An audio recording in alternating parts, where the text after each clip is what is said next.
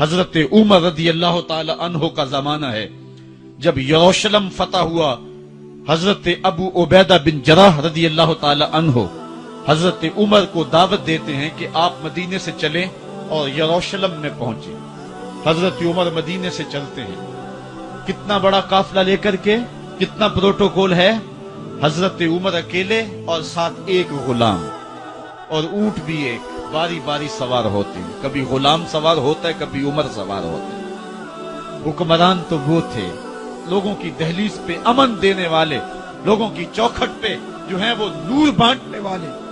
آج کے حکمرانوں نے تمہیں رمضان المبارک کے اندر لوڈ شیڈنگ کا پیکج دیا ہے، اور آج بچے بھی تڑپ رہے ہیں اور جوان بھی سسک رہے ہیں، اور ماہ سیام میں جن اذیتوں میں قوم کو مبتلا کر دیا ہے وہ کسی سے مخفی نہیں ہے۔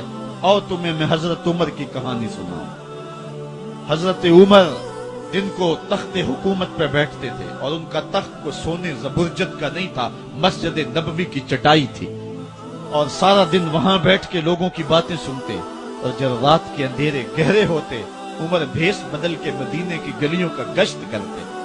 کہا تمہارے گھر سے دھواں نکل رہا ہے اور بچے رو رہے ہیں، ان کو کھانا کیوں نہیں دیتے؟ کہنے لگی عمر کی جان کو رو رہی۔ عمر کے پاؤں تلے سے زمین نکل گئی۔ کہا کیا ہوا؟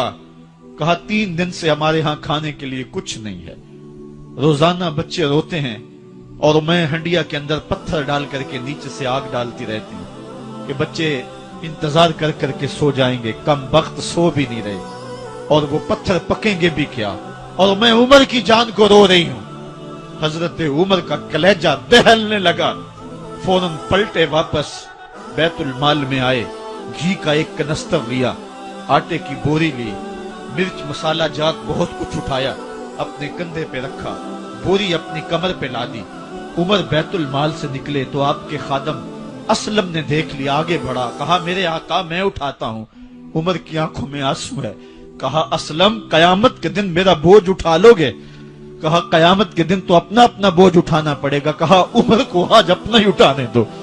حضرت عمر وہ گھی کا کنستر اور وہ آٹے کی بوری سر پہ اٹھائے ہیں، اور اس خاتون کے گھر جاتے ہیں اور دستک دیتے ہیں۔ وہ جب دیکھتی ہے اس کی جان میں جان آ جاتی ہے۔ کہا جلدی جلدی آٹا گوندو، اور عمر سبزی کاٹنے لگ جاتے ہیں۔ حضرت عمر رضی اللہ تعالی عنہ سبزی تیار کر دیتے، ادھر آٹا گند جاتا ہے، اور پھر اوپر چولہا رکھا جاتا ہے، چولہے کے اندر آگ رکھی جاتی ہے، وہ کھانا پکانے لگتی ہے، آگ بجھتی ہے۔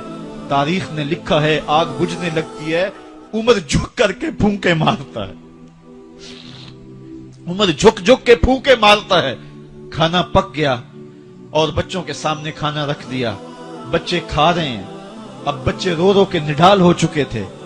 حضرت عمر اپنے ہاتھوں کو اور اپنے گھٹنوں کو اور اپنے پاؤں کو زمین پہ لگا کے، جس طرح بکری کا بچہ چلتا ہے ویڑے کے اندر، کبھی ادھر چلتے ہیں کبھی ادھر چلتے ہیں، تاکہ بچے مجھے دیکھ کے خوش ہوں، اور دل میں کہتے عمر جتنا رلایا ہے اب اتنا ہنسانا بھی پڑے گا۔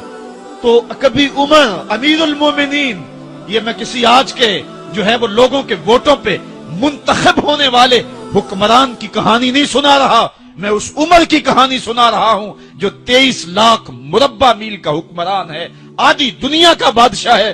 حضرت عمر جو ہے جس طرح بکری کا بچہ چلتا ہے، اس طرح اپنے ہاتھ اور اپنے گھٹنے زمین پہ ٹیک کر کے جو ہے وہ اس طرح چلتے ہیں۔ بچے عمر کو دیکھ کے مسکراتے ہیں۔ جب بچے مسکرانے لگے تو حضرت عمر نے اس خاتون سے کہا بڑھیا عمر کو معاف کر دے۔ اس نے کہا تو اتنی ہمدردی کیوں کرتا ہے؟ کہا عمر بیچارہ بڑا پھنسا ہوا ہے، فکر ہے اس کو یرموک و فسطاط و حلوان کی، جب فتح ہے مصر تو تیاری ہے ایران کی، آتے جاتے وفد سے ملاقات بھی کرتا ہوگا، آتے جاتے وفد سے ملاقات بھی کرتا ہوگا، اور شب کو معلوم حالات بھی کرتا ہوگا، کانٹوں میں الجھی ہوئی بیچارے کی جان ہے، نیند اس کو بھی آتی ہے، آخر وہ انسان ہے، میری بہن عمر کو معاف کر دے۔ اس نے کہا نانا عمر کی بات میرے سامنے نہ کر، قیامت کا دن ہوگا، عمر کا گریبان ہوگا اور میرا ہاتھ ہوگا۔ جب اس نے یہ بات کہی تو عمر برداشت نہ کر سکے، بچوں کی طرح بلک بلک کے رونے لگے۔ کہا وہ بد نصیب عمر تیرے سامنے ہے، آج ہی کہلا جو کہنا ہے، قیامت کے دن مجھے معاف رکھنا۔ اس نے کہا تو عمر ہے؟ کہا بد نصیب عمر تیرے سامنے کھڑا ہوں۔ میرے عمر کہتے ہیں اگر دجلہ کے کنارے ایک بکری کا بچہ بھی پیاسا مر گیا اس کا حساب بھی عمر سے لیا جائے گا۔ اللہ اکبر۔ میں اس حضرت عمر کی کہانی سنانے لگا تھا۔ حضرت عمر نکلے یروشلم میں، ایک اونٹ ہے، ایک غلام ہے، کبھی وہ سوار ہوتا ہے، کبھی آپ باری مقرر کی ہے۔ جب قریب پہنچے یروشلم کے تو عمر کی باری نکیل پکڑنے اور غلام کی باری اوپر سوار ہونے کی آ گئی۔ غلام نے کہا آقا میں مرضی سے اپنی باری چھوڑتا ہوں، آپ آ جائیں، دشمنوں کے مفتوحہ علاقے میں آ رہے ہیں، تازہ تازہ علاقہ فتح ہوا ہے، اسلام کی شان و شوکت ظاہر ہو۔ عمر نے کہا اسلام کی شان و شوکت ایسے ظاہر نہیں ہوتی ہے، اپنی باری پہ تم بیٹھو گے، اپنی باری پہ میں بیٹھوں گا۔ لوگ منتظر کھڑے ہیں، دور سے جب دیکھا کہا اس کی ہیبت سے کانپتے تھے ہم، یہ تو کوئی حبشی لگتا ہے، رنگ کالا ہے، ہونٹ موٹے ہیں، اس سے تو زیادہ حسین اس کا غلام ہے جو آگے آگے چل رہا ہے۔ حضرت ابو عبیدہ نے کہا دھوکہ کھا رہے ہو، ہمارا آقا وہ نہیں ہے جو اونٹنی کے اوپر سوار ہے، ہمارا آقا وہ ہے جو لگام تھامے آگے آگے چل رہا ہے۔ حضرت عمر رضی اللہ تعالیٰ عنہ کو آگے بڑھ کے جابیہ کے مقام پہ حضرت ابو عبیدہ بن جراح نے استقبال کیا۔ تو حضرت عمر آگے بڑھے اور انہوں نے آگے بڑھ کر کے حضرت ابو عبیدہ کے دونوں کندھوں پہ ہاتھ رکھا، اور سنو حضرت عمر نے کیا کہا، کہا لا الہ الا اللہ انا کنا اذل قوم فاعزنا اللہ بالاسلام۔ کہا کہ لا الہ الا اللہ، اے ابو عبیدہ بن جراح ہم ایک ذلیل قوم تھے اور اللہ نے ہمیں اسلام کی وجہ سے عزت عطا کی ہے۔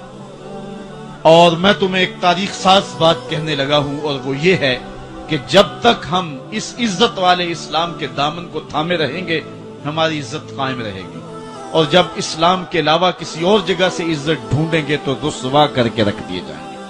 یہ ہے وہ خلاصہ جو حضرت عمر نے امتوں کے عروج و زوال کا بیان کیا ہے۔ اس امت کو جو خیرات ملی ہے تخت و تاج کی، وہ پینٹاگون سے نہیں ملی، وہ واشنگٹن سے نہیں ملی، وہ وائٹ ہاؤس سے نہیں ملی، وہ محمد عربی کے جوڑوں کا صدقہ ملی ہے۔ اس لیے جب ہم نے اسلام سے انحراف کیا، پاکستان حاصل کیا گیا تھا۔ پاکستان کا مطلب کیا؟ لا الہ الا اللہ۔ ہم نے اس نعرے کو چھوڑ دیا ہوا ہے، ہم نے انحراف کر دیا ہے۔ آج ہماری نظریں مغرب کی طرف لگی ہیں کہ تخت و تاج اس سے نصیب ہوتے ہیں، اور دنیا کے اوپر ہم رسوا ہو کے رہ گئے۔ ہماری پستی، ہماری زبوحالی، ہماری ذلت کا سبب یہ ہے کہ جس جگہ سے ہمیں عزت ملی تھی ہم نے وہ مرکز ہی چھوڑ دیا ہے۔ اس مرکز حیات کو، اس مرکز زندگی کو، اس مرکز عزت کو ہم نے چھوڑ دیا ہے، اور دنیا کے اوپر ہم رسوا ہو رہے ہیں۔ انہی حضرت عمر کی کہانی ہے۔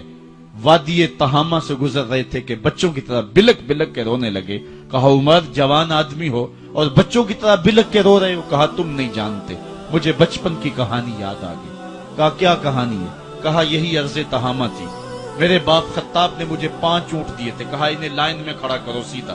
میں آگے والا سیدھا کرتا تھا، پیچھے والا ٹیڑھا ہو جاتا، پیچھے والا سیدھا کرتا، آگے والا ٹیڑھا ہو جاتا۔ میرے باپ خطاب نے مجھے بڑا مارا۔ کہا ایک عرب کے بیٹے ہو کہ تم سے 5 اونٹ لائن میں کھڑے نہیں ہوتے؟ کہا ایک زمانہ عمر پہ وہ تھا کہ اس سے 5 اونٹ لائن میں کھڑے نہیں ہوتے تھے، اور آج شرق سے لے کر غرب تک 23 لاکھ مربع میل کی حکمرانی اور انسان بھی لائن میں کھڑے ہیں۔ یہ محمد عربی کے جوڑوں کا صدقہ نہیں ہے تو اور کیا ہے؟ عمر سے تو 5 اونٹ لائن میں کھڑے نہیں ہوتے تھے۔ تو یہ عزتیں، یہ تخت و تاج، یہ حکومتیں ہمیں حضور کی دہلیز سے ملی۔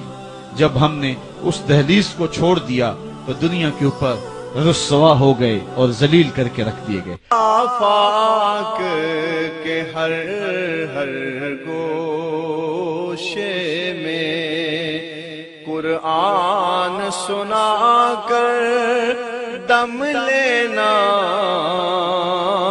اب رکنا نہیں، اب تھمنا نہیں، فردوس میں جا کر دم لینا،